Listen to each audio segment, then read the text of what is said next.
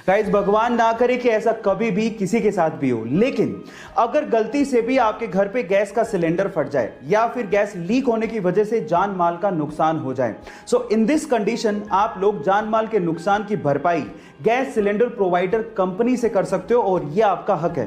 मैं आपकी जानकारी के लिए आपको बता देता हूं कि ऐसा एक्सीडेंट होने पर 10 लाख रुपए पर पर्सन कैजुअलिटी के और 50 लाख रुपए पूरे एक्सीडेंट के आप लोग गैस सिलेंडर प्रोवाइडर कंपनी से सहायता के हकदार हैं और यह जानकारी आपको होनी चाहिए।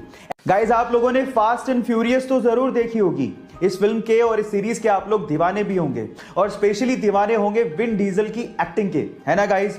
पर गाइस, क्या आपको पता है कि विन डीजल के एक्टिंग करियर की शुरुआत कैसे हुई थी? इसकी भी बहुत एक इंटरेस्टिंग स्टोरी है, चलिए मैं आपको बताता हूं। एक्चुअली जब वो 7 साल के थे तो वो किसी थिएटर में अपने दोस्त के साथ तोड़फोड़ करने के लिए पहुंचे थे, लेकिन बजाय पुलिस को कॉल करने के आर्टिस्ट डायरेक्टर ने उन्हें स्क्रिप्ट थमा दी और उन्हें अपकमिंग शो के लिए रोल का ऑफर कर दिया और इस तरह से उनके एक्टिंग करियर की शुरुआत हुई, है ना इंटरेस्टिंग फैक्ट। आखिर ऐसा क्या है इजराइल देश के पास कि चारों तरफ से दुश्मनों से घिरे होने के बावजूद भी कोई भी दुश्मन इजराइल की तरफ आंख उठा के भी नहीं देख सकता? क्या उसके पीछे का रीजन जानते हैं? चलिए आज इस वीडियो में मैं उसका रीजन आपको बताता हूं।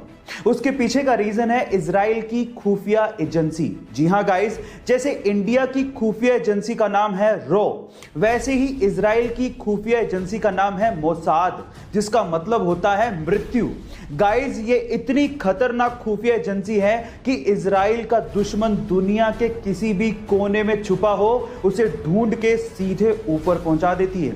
इसीलिए इस खुफिया एजेंसी को दुनिया की सबसे खतरनाक खुफिया एजेंसी कहा जाता है और इसी वजह से कोई भी दुश्मन इजराइल की तरफ आंख उठा के नहीं देखता। इंडिया की स्पेस एजेंसी इसरो का एक और कमाल सुनिए। नवंबर 2019 में कार्टोसैट 3 नामक एक सैटेलाइट को सफलतापूर्वक स्पेस में इन्होंने लॉन्च कर दिया। अब इसकी खास बात सुनिए, 509 किलोमीटर की ऊंचाई से लेकर 10 इंच तक की ऊंचाई की साफ तस्वीरें ये इसरो को भेज सकता है। मतलब आपकी कलाई की घड़ी में कितना बजा है इसकी साफ तस्वीर ये इसरो को भेज सकता है और आज से पहले तक किसी भी देश ने इतना ताकतवर कैमरा कभी लॉन्च ही नहीं किया है। इसरो ने हमेशा हमारे सर को फक्र से ऊंचा किया है, इसलिए उनके लिए एक लाइक तो बनता है। इस दुनिया में बहुत सी ऐसी खूबसूरत चीजें हैं जिसे हमें मरने से पहले जरूर देखना चाहिए। उसमें से एक है वियतनाम के बाना हिल्स पे बना हुआ गोल्डन ब्रिज। क्या खास बात है इसकी, मैं आप लोगों को बताता हूं। सोशल मीडिया पे फेमस इस गोल्डन ब्रिज को 2 कंक्रीट के हाथों ने थामा हुआ है। पूरा का पूरा ब्रिज इन हाथों पे टिका हुआ है और लोग इसे ईश्वरीय हाथों का दर्जा दे रहे हैं। अभी तो हम लोग कहीं जा नहीं सकते, लेकिन जब ये कोरोना का संकट खत्म होगा तो मैं जरूर वियतनाम जाके इसे एक्सप्लोर करना चाहूंगा। आप लोग कहां जाना चाहेंगे जरूर लिखिएगा।